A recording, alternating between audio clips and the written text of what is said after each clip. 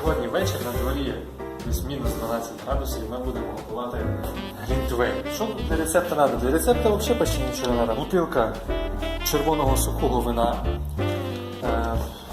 лимончик і приправки всякі. Цедра, апельсина, кориця, бадьян, кардамон, перець духмяний. Також ще можна додати лимончик і цукор. Ну, це вже по смаку. Наливаємо в посудину. Доводити до кипіння вино не потрібно. Просто до такого гарячого стану до 80 градусів приблизно.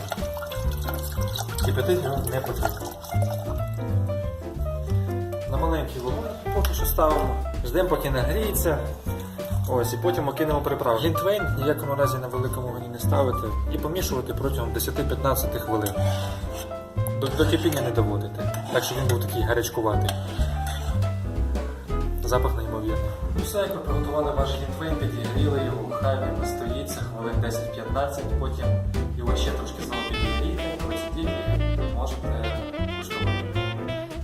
Ось такий напій у нас чудовий получився. Пахне бомба. Ти що скажеш? Хороше. З прийдешніми вас всіх святами, а також з наступаючими. І смачно.